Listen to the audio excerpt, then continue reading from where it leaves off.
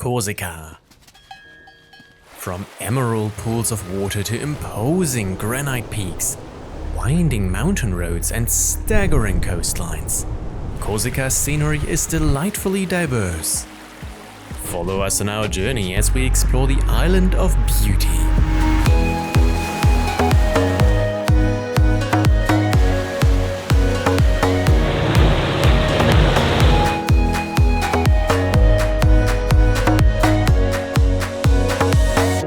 Located in southern Europe, Corsica is the fourth largest island of the Mediterranean.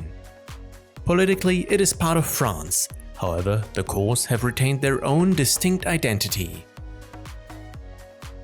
Our road trip through Corsica started by leaving the ferry in Bastia, the principal port town of the island.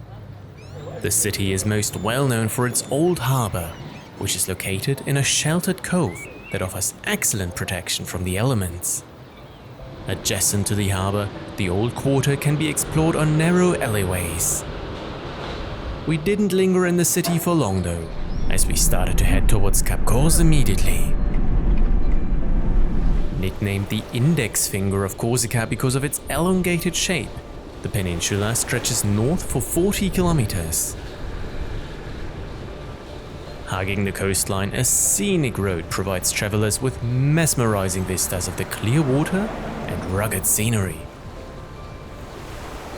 Additionally, many a picturesque settlement can be found along the way. One of these is Erbalunga, a quaint fishing village. Mirroring the universal spirit of the Mediterranean, Erbalunga is very quiet in the mornings, but awakens through life throughout the day.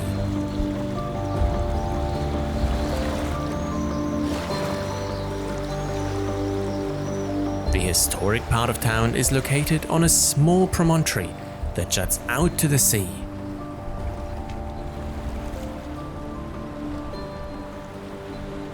Leaving the village behind, we followed the coastal road north, driving through a colorful landscape dominated by hues of green and blue. Sometime later, we turned inland and soon found ourselves on a bumpy off-road trail.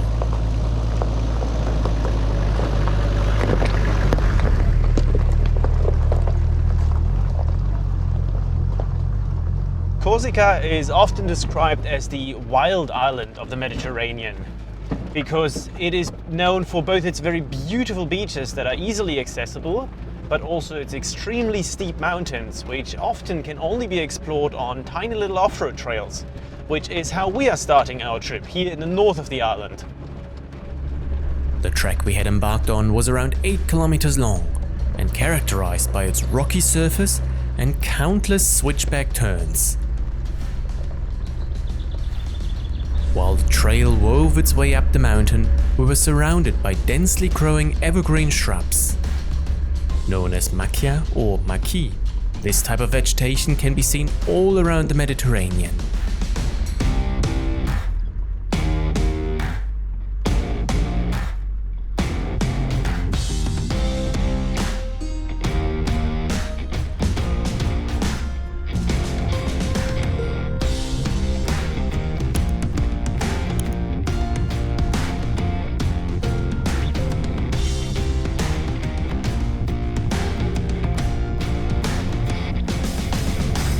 After steadily climbing up for 30 minutes, we slowly approached the Col de San Giovanni.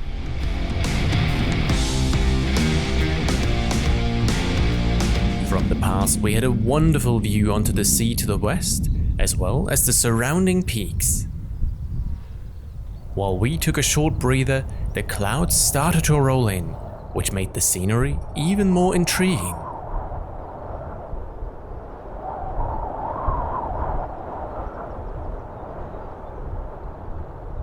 Every time we drive on such a rocky off-road trail, we lower our tire pressure significantly, which helps us to smoothen out the ride as it increases our tire tread, and it also helps us avoiding getting a tire puncture. But of course, now that we will be driving on tarred roads again, we need to inflate our tires, which we're about to do right now. Back on the coastal road, it quickly dawned on us why Corsica is such a popular road trip destination.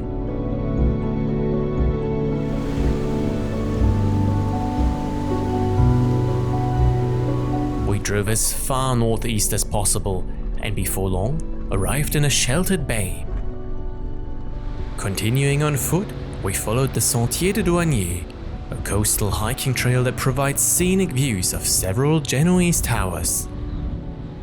These 16th century coastal defenses were constructed by the Republic of Genoa to protect the island from Ottoman pirates. Back in the day, Turkish corsairs repeatedly attacked the Corsican coastline, capturing hundreds of villages and selling them as slaves. Almost 100 Genoese towers were built around the island, with around 2/3 still standing today.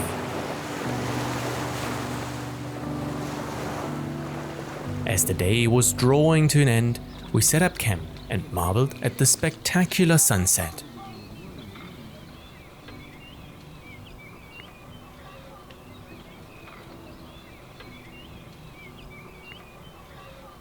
The next morning, we started out by visiting the remnants of a medieval castle.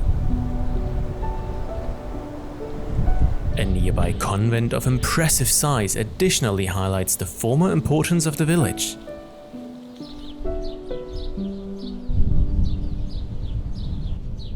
Today, however, nature is slowly claiming back what has always been hers.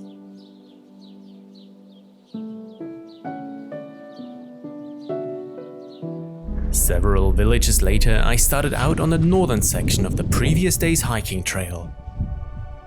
Even though it was rainy, I did not want to miss out on visiting the northernmost point of Corsica.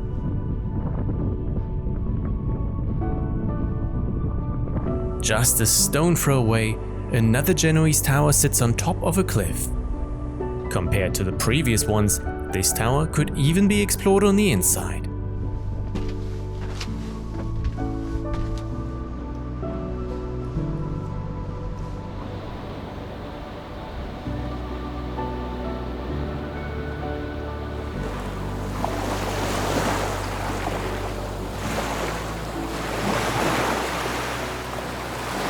With the weather getting increasingly moody, we continued to drive along the coast, experiencing an altogether different side of Corsica.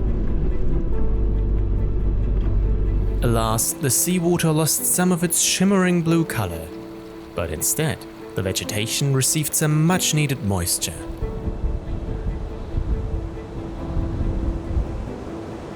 Navigating the winding road with its narrow turns required a lot of concentration. This is especially true as oncoming traffic is often hidden from view, and the Corse are rather fond of cutting across lanes. Under such challenging conditions, one little mistake can easily prove fatal. Having completed our loop around Cap Corse, we arrived in the Nebbio. The name of the fertile region is derived from the Italian word for fog, hinting at the regular presence of clouds in the area. Unsurprisingly, the mountains were colored in a vibrant green.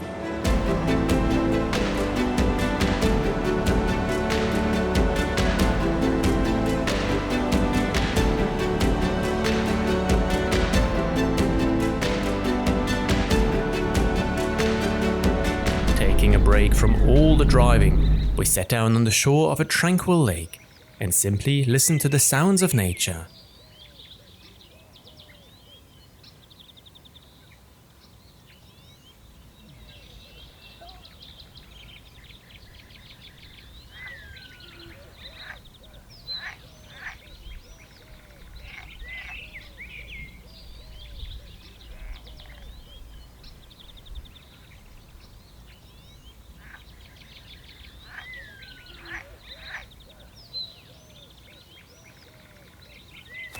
A nearby church offered us a truly unusual sight. Built of green serpentine and white limestone blocks, the design of the 13th century church resembles a checkerboard. The beach we are currently heading to is said to be very beautiful. However, it is also rather hard to get to as there are no tarred roads leading there. Still, there remain three options on how to get there. You can either take a hiking trail, you can go by boat directly to the beach, or you can go on an 11-kilometer long off-road trail, which naturally is the option we have picked. The trail is said to be a bustling highway during summer, but now, in May, it was still blissfully empty. Some parts of the road had just been graded, posing no challenge whatsoever. At other points though, ditches, puddles and rocks provided us with more of an off-road feeling. The GoPro, however, seemed to dislike that development and promptly abandoned ship.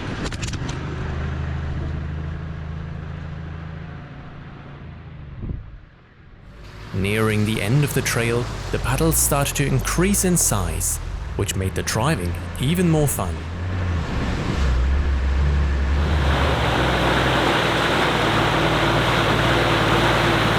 At last we arrived at the Plage de Saleccia, a long sandy beach with incredibly turquoise water.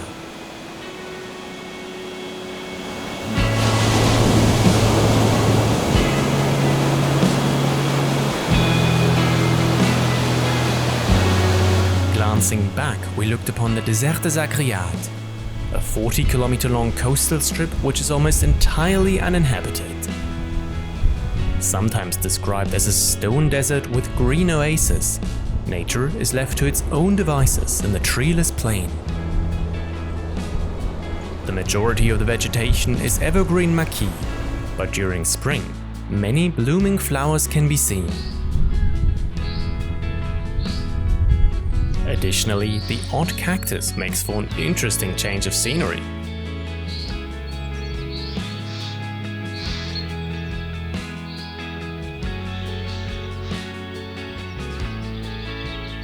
Only a few off-road trails traverse the area, one of which we took to a nearby beach.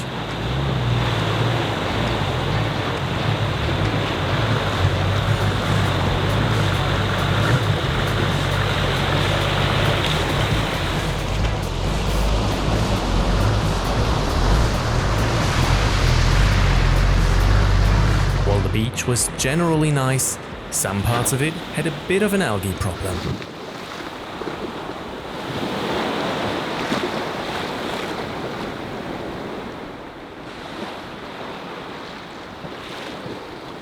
Back on tarred roads, we headed west, celebrating the return of the sun. Spotting a little restaurant on top of the cliffs, we sat down for lunch, enjoying the beautiful scenery. Meanwhile, a bird of prey was patiently circling above us. Fully content, we set out to discover the small villages of the area. The most well-known of these is Sant'Antonino, also known as the area of the Balagne. Sitting prominently on top of a hill, the village provides sweeping views of the surrounding landscape. Early the next morning, we set out for a hike. After walking the first leg of the trail together, we parted ways for the time being. Anna's path led her through a mystical forest that was rich in bird songs. My trail, on the other hand, led steeply uphill towards the summit of Monte Astu. Since we started out down in the village, this dog has been following us. And I'm not really a dog person, so I'm a little bit out of depth here. And it simply isn't listening to any commands. And it simply won't go down anymore. So I guess I do have a companion on this stretch of the trail now, but it's of the dog kind. It frankly seemed as if the dog had simply decided to adopt me, as it wouldn't leave my side.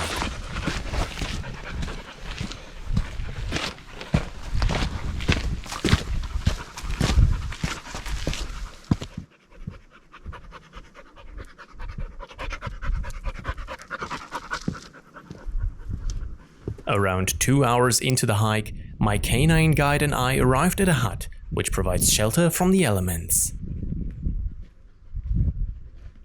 Following a little break, we continued up the mountain and soon came upon a meadow with some horses. Their remains proved to be a veritable paradise for the resident dung beetle population.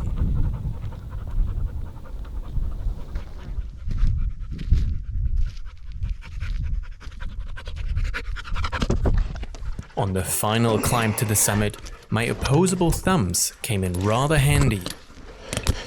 Lacking just those, my trusty companion decided to abandon me for some other hikers. As a result, I enjoyed the summit scenery all by myself.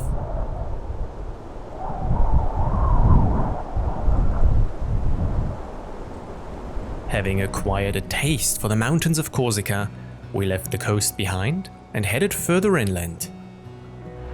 Embarking on a narrow road, we drove up the Asco Valley until we arrived at a peaceful campsite next to a bubbling river.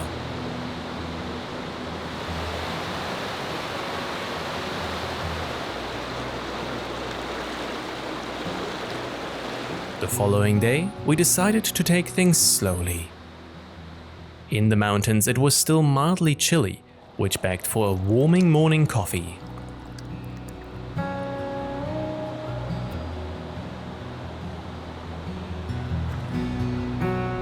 Driving all the way to the end of the road, we arrived in a mountain basin that is surrounded by majestic summits.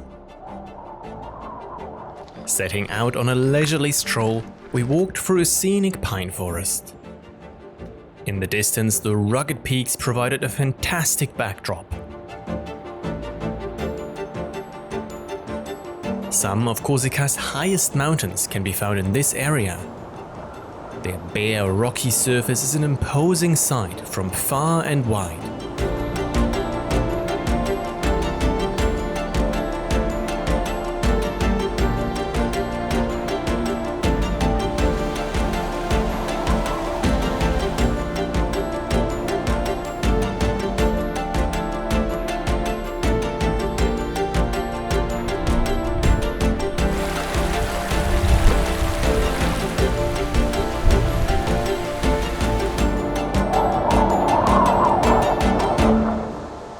We are currently looking out for Mouflon, a wild type of sheep that lives in this valley.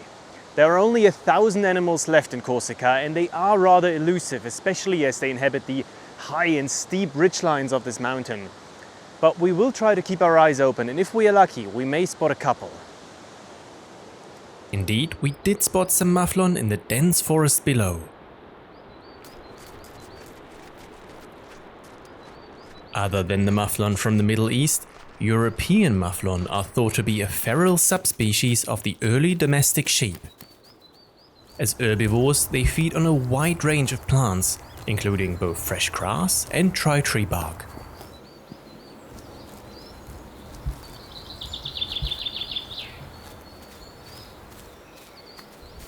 Because the road into the Asco Valley is a dead end, we turned around and continued our journey in the Golo Valley further south.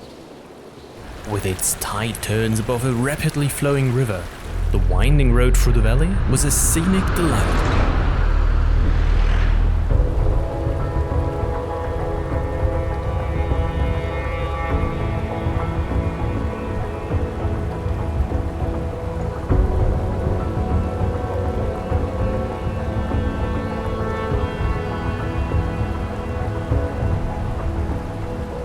Occasionally, though, traffic got rather heavy.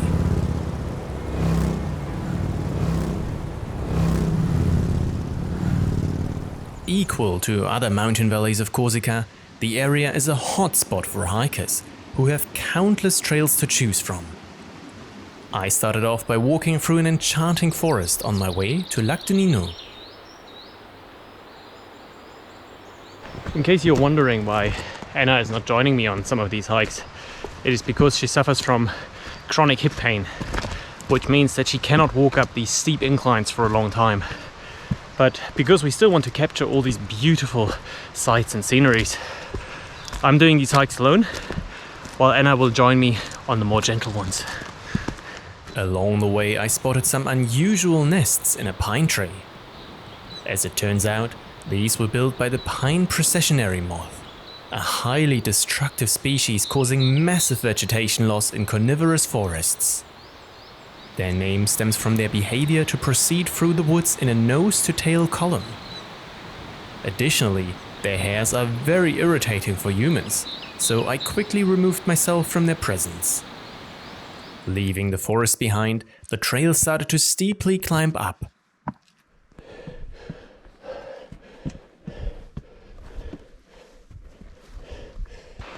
I'm not going to beat around the bush, but this is strenuous stuff. The trail leads up this rocky scree field and is climbing steeply up right now. So I'm properly out of breath, but I'll try to push on as much as I can and then take a well-deserved rest at the top, I hope. Eventually, I arrived at a plateau which provided me with glorious vistas of the lake and the snow-covered peaks in the distance. Lac de Nino is of glacial origin and characterized by its meandering meltwater tributaries. The lush meadow provides an interesting contrast to the bare rock of the surrounding mountains.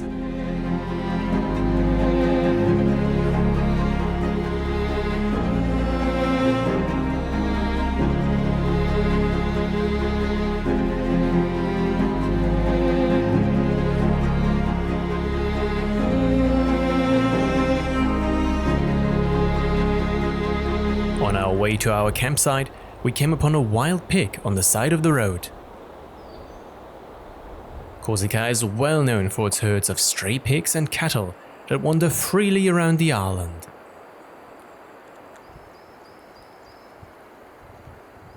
This is a pretty unbelievable moment.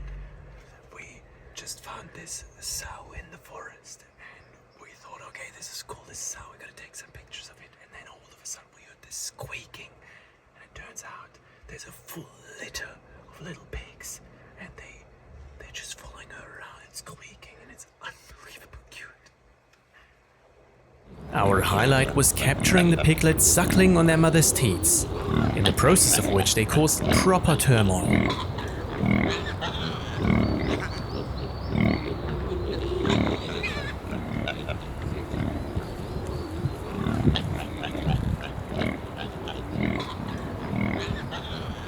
While they undoubtedly look adorable, these wild pigs are notorious for causing havoc in farmers' gardens, as they dig up everything they can find.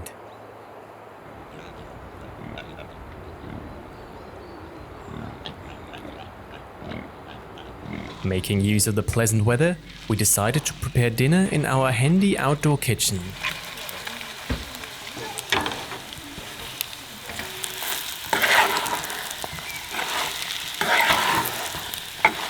In the meantime, the birds heralded the end of the day.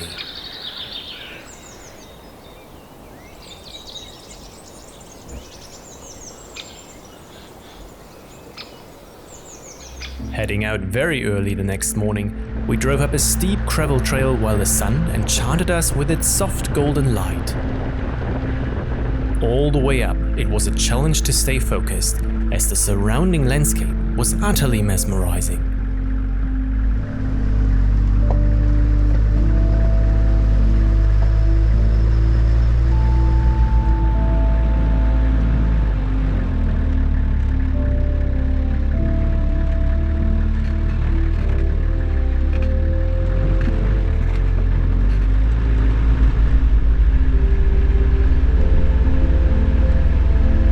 Towards the top, the trail got both narrower and progressively bumpy.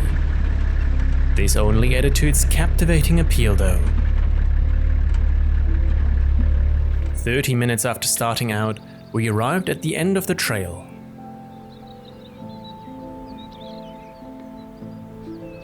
What a beautiful day it is. It's just past 7 in the morning and I have started out attempting to climb Corsica's highest peak, which is called Monte Cinto. I'm saying attempting not necessarily for lack of fitness, but more so because there's still plenty of snow and ice up there. And I guess the chances of me actually succeeding in summiting the mountain are somewhere to close to 10% maybe. But nonetheless, I will try to get as high up as possible to enjoy the beautiful scenery. And let's just see where the path will take me. I quickly left the car behind and, before long, arrived at a shelter that sits within a monumental valley.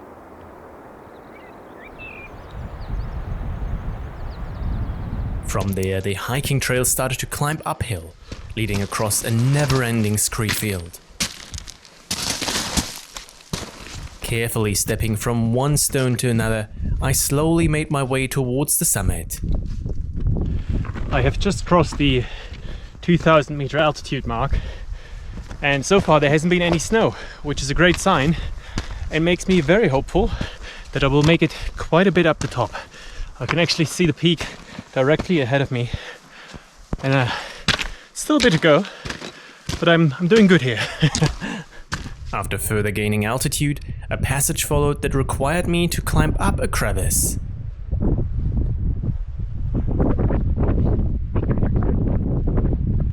More challenging, however, were the snowfields that started at around 2,300 meters. Using both hands and feet, I carefully scrambled up the snow.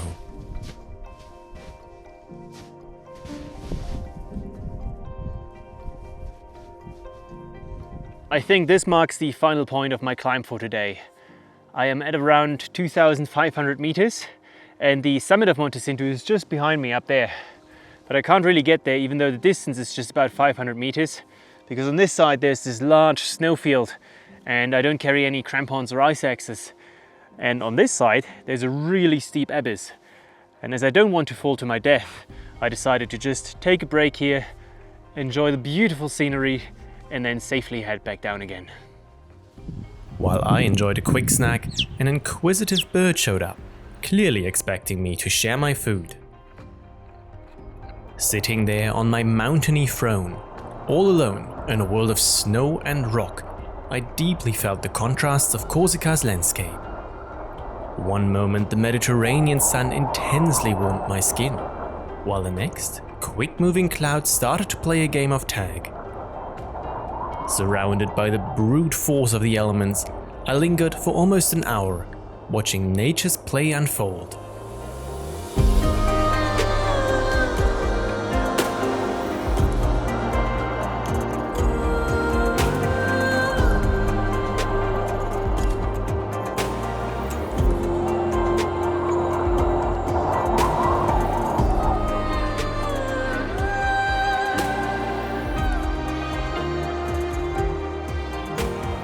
On my descent, I opted for a shortcut down one of the snowfields. Climbing the subsequent rock ledges remained strenuous though. It was then time for us to leave the tallest summits of Corsica behind. At first, the road led us through some beautiful coniferous forests, before the scenery opened up and massive granite peaks came into sight. The road connecting the coast to these remote mountain valleys is a spectacular feat of engineering. A popular stop along the way is the Spelunca Gorge, a river valley that is framed by commanding peaks. Along a short walk, we spotted two lizards engaged in a biting battle.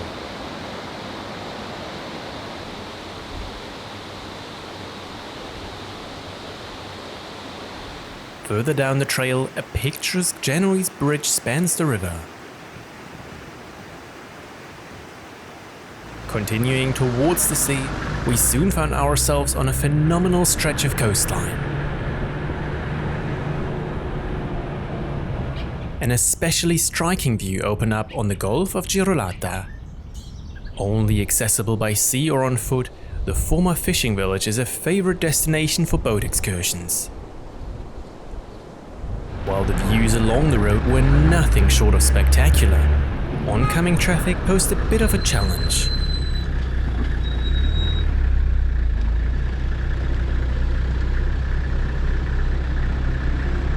But with enough time on our hands, we had the luxury of taking things slowly, which meant enjoying the vistas at our own pace.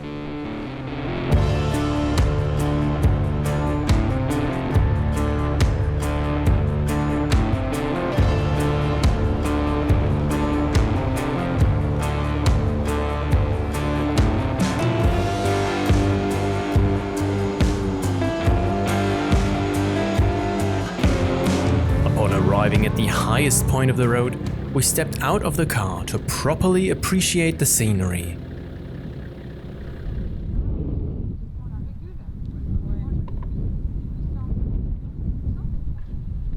On the other side of the pass, we left the coastline behind and, to our utter surprise, soon encountered the first stretch of straight road in Corsica.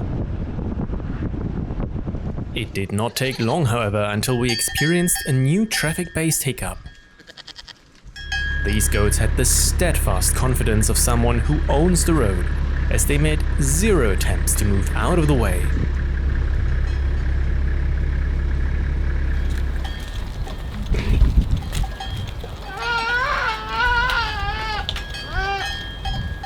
Having successfully escaped from the clutches of the goat army, we walked across a scenic river.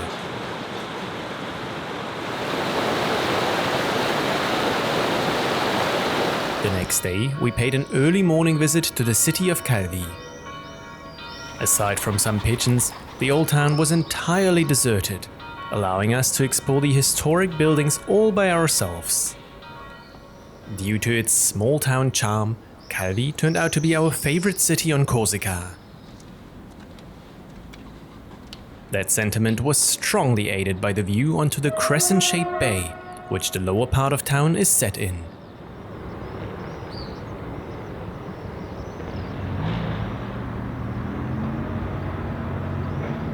An even more formidable panorama opened up from the nearby Notre Dame de la Serra viewpoint. Seeing the cliffs ahead of us, we already got excited for our trip along the coast. However, things developed much differently. Unbeknownst to us, the Corsica GT was taking place on the very same day, which resulted in the entire road being closed off for an array of horsepower-strong sports cars.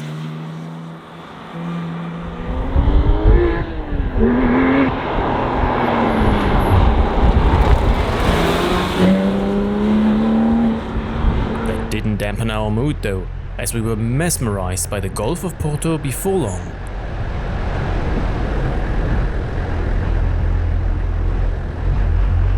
Next to its impressive sea vistas, the road also cuts through an area known as the Calange. Here, ruddy granite rocks dominate the scenery, offering a great contrast against the green scrub and the intensely blue sea. Several short walking trails provide access to a plethora of these oddly shaped rock formations, which were skillfully crafted by the elements.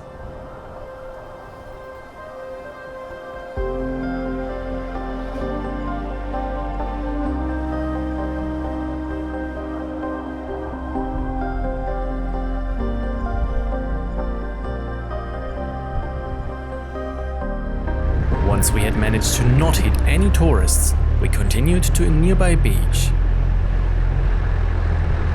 Along the way, we realized yet again that Corsica's roads are fond of creating unpredictable obstacles whenever they can.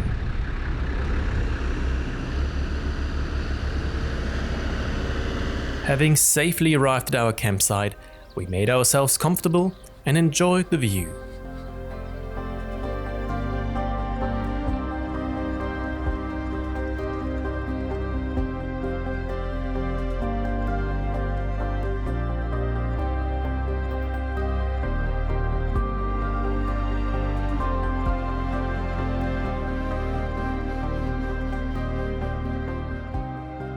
Along the jagged coastline of Corsica's west, the Calange is not the only beautiful sight.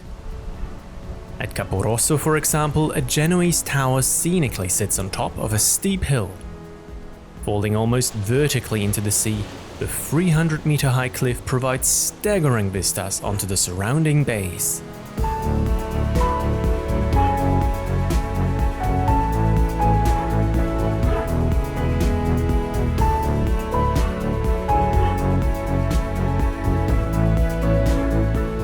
Without precipitous bluffs, the coastline entices travelers to linger. Sitting down at the Plage du Liamone, we simply looked out onto the sea, enjoying the gentle movement of the waves.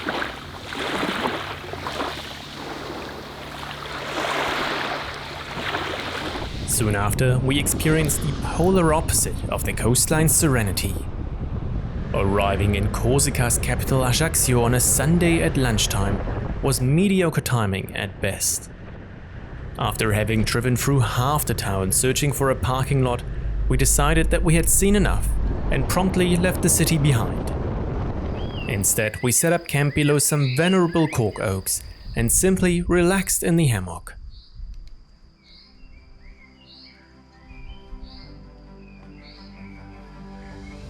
Having explored much of the north and west of the island, it was now time to push south. Avoiding the major highway, we went on a little inland trip. It did not take long until far-reaching views of the countryside opened up. The winding road was one of the most scenic we drove in Corsica.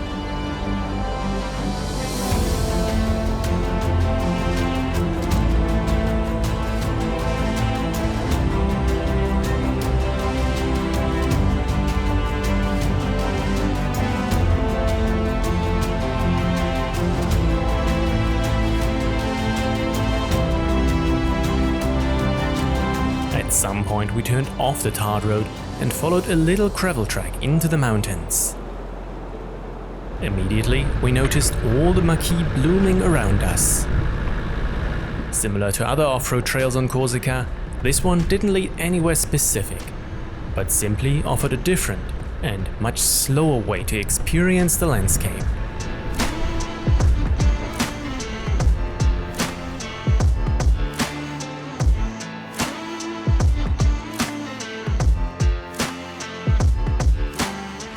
Traveling back in time, we also paid a visit to Filitosa, one of Corsica's most important prehistoric sites. Other than some small caves and the foundations of old buildings, Filitosa is most well known for its menhirs, several of which are adorned with faces.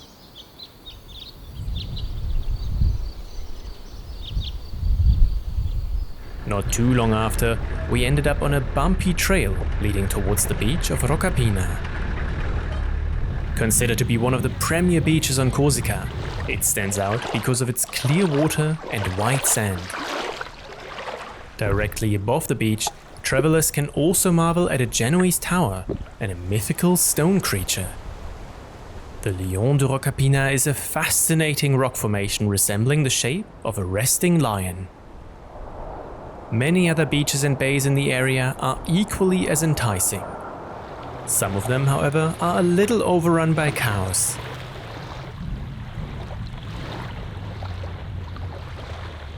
Another early morning visit brought us to the town of Bonifacio.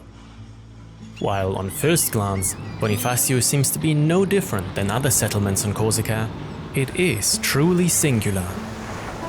Sitting on top of a 70-meter high cliff, the city dangerously overhangs the precipice.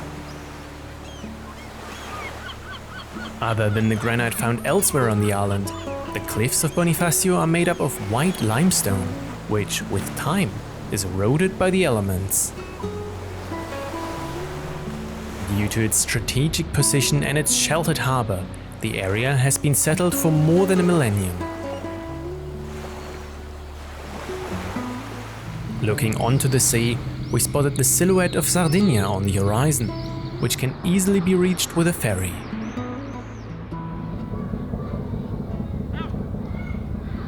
As we explored the streets, we discovered a little bakery and decided to try out some local delicacies for breakfast.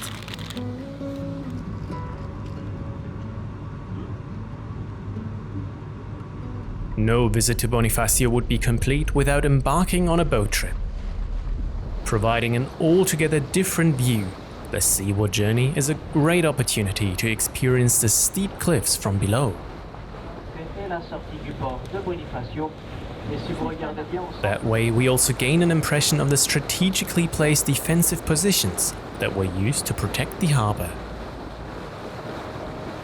Marveling at the city from below, we realize just how close to the edge some of these buildings stand. Several nearby vantage points along the coast provide mesmerizing vistas onto this truly wonderful scenery.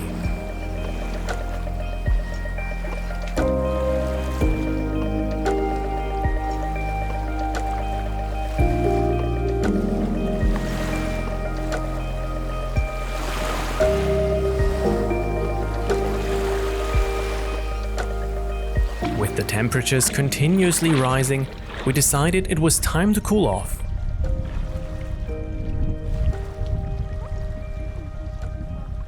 On our further way along the coast, we passed a somewhat confusing shipwreck harbour before we turned inland again. Leaving our vehicle along the side of the road, we followed an overgrown track that, towards the end, tested our climbing skills.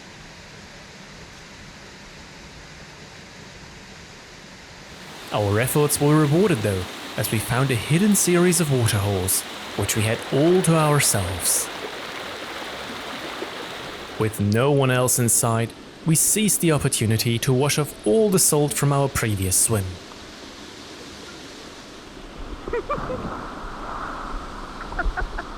One of the things that really delights us about Corsica is not just the Mediterranean and its beautiful beaches and water, but even more so the little waterholes that are somewhere tucked away in the forest and oftentimes really hard to access.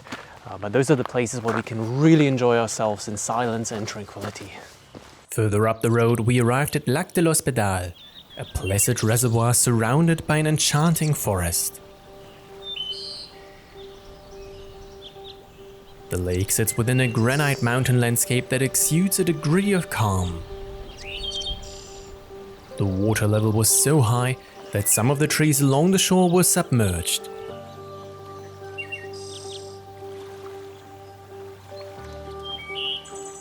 Delighted by the serenity of the landscape, we sat down on a fallen tree to enjoy our lunch.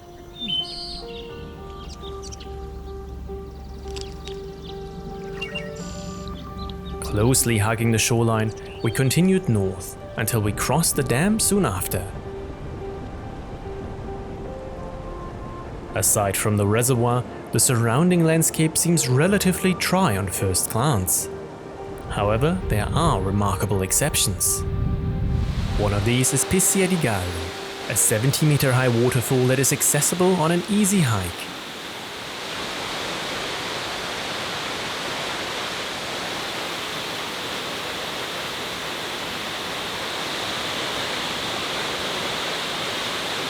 Not far away, another easy walk leads through a fairy tale-like forest with huge granite boulders and moss-covered walls. Other than being a pleasant stroll, the trail also provides access to the Castellu di Cucuruzzu, a megalithic cult site of the Taurian civilization. The highlight of our visit in the area was laying eyes on the Bavella Massif. The granite towers are nicknamed the Dolomites of Corsica because of their distinctive shape.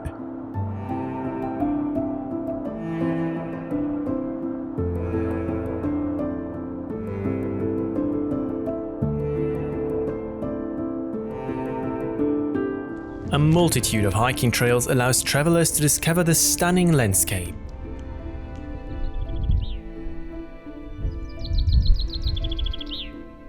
To avoid the crowds, we started early in the morning once more, listening to the chatter of the birds while we walked uphill.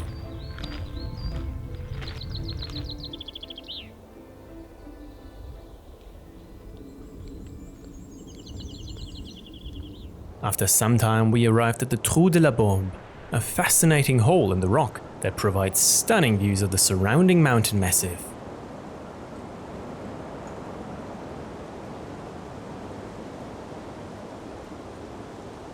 Driving down from the pass, we soon found ourselves looking at several emerald waterholes. Following a recommendation from our hiking guide, I embarked on a trail that followed the course of the river, which, wearing sneakers, was as dumb an idea as it sounds. It didn't take long until I slipped on the wet rocks and twisted my knee, so this hike gets a thumbs down from us. Sticking solely to firm ground the next day, we walked to another set of waterholes which were at least equally as pretty. The clarity of the water made it look almost translucent.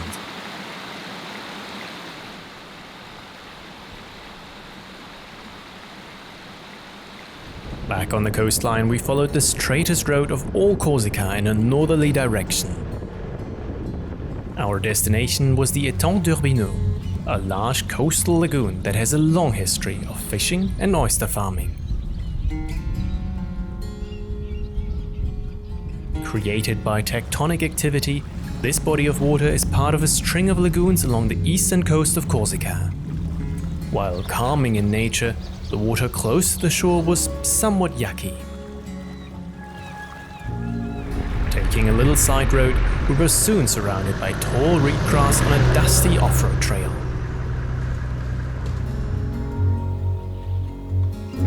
At the end of the track, we arrived at a deserted beach that beckoned us to go for another skinny dip. Leaving the south of the island behind, it was time for us to explore the center of Corsica. Back on the by now well-known mountain roads, we steadily continued inland. Pausing at a lookout that was framed by a funny-looking tree, we glanced upon yet another stunning river carving its way through the landscape. In the distance, the snowy peaks we were heading towards already came into sight. Driving up a road flanked by tall trees, we arrived at a ski station, from where a hiking trail leads up to Monte Renoso.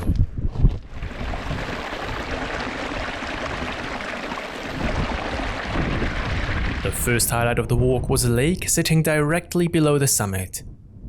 From there, the trail climbed up towards a ridgeline, which also included crossing a snowfield. Not long after, the summit was already in sight. Of the major peaks of Corsica, the climb to Monte Renoso is considered to be by far the easiest, and I can well imagine why, because on the way up I didn't have to traverse a single scree field. It was all just solid rocks and earth, which is rather pleasant to walk on. Nonetheless, this is still a strenuous hiking trail in its own right, but it all becomes worth it as soon as you arrive at the summit and can marvel at the scenery.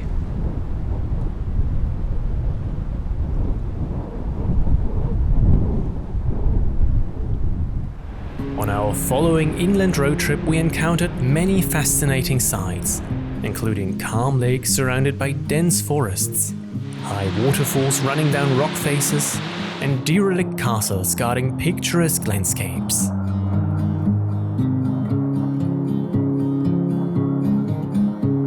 Of course, we also couldn't miss out on a visit to Corte, the only major town in inland Corsica. With its steep alleys between slate-roofed houses, Corte has developed into a major tourist destination. The most important building is the citadel, which towers above the town on a rocky outcrop. Another great reason to visit Corte is that it provides easy access to the Restonica Valley. A trip into this imposing vale is a highlight on any Corsica trip. Steep granite peaks, green forests, bubbling rivers and rumbling waterfalls compose the image of a primeval mountain landscape that transports visitors back in time. It should be mentioned, however, that travelers won't experience much alone time. Needless to say, several hiking trails provide access to this remarkable landscape. One of these mildly challenging walks leads up to two beautiful lakes. Even though the trail is steep, the scenery provides countless reasons to pause for a moment. The lower of the two lakes is reached after around 90 minutes. Those who haven't seen enough yet can continue uphill for another hour, until arriving at Lac de Capitello. Framed by rugged granite peaks, the lake is a perfect spot to linger and simply marvel at the view.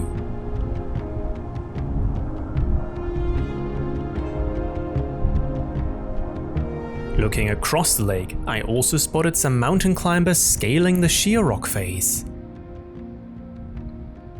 Others decided to hike up even higher, which meant conquering a steep snowfield. Because we truly enjoyed the spirit of the valley, we set up camp underneath large pine trees and spent the next couple of days lounging in our hammock.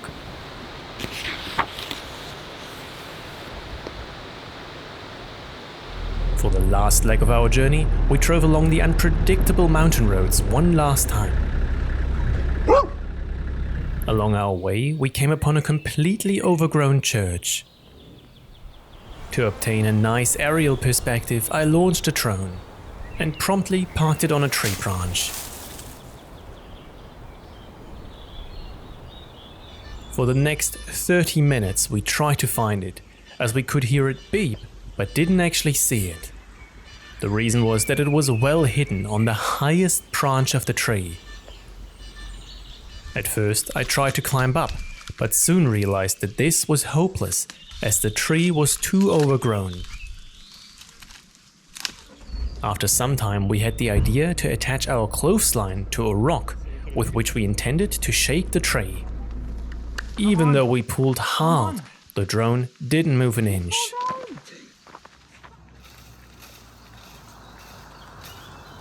The situation grew even more frustratingly comical when a local policeman pulled up and tried to help us by shooting down the drone with his air pistol. After more than 3 hours of trying to rescue the drone and ferociously yanking on that cable thingy, it finally paid off and it just fell down. So now we just have to find it and hope that it has survived the fall. Where is it gone? Yeah, it's definitely broken. Damn it.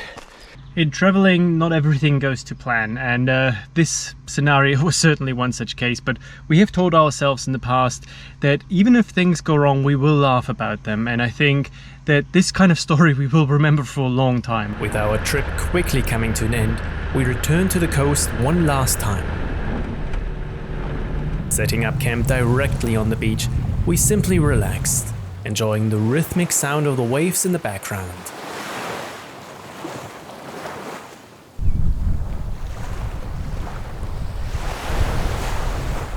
Once the sun had set in the evening, the stars started to appear, granting us a wonderful view of the night sky.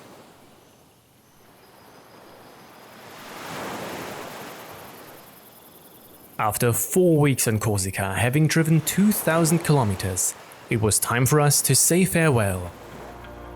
Rarely have we driven on so many picturesque roads, encountered such translucent waterholes, or laid eyes on such a fabulous coastline. The name Island of Beauty should not be bestowed lightly, but we do agree that Corsica deserves it.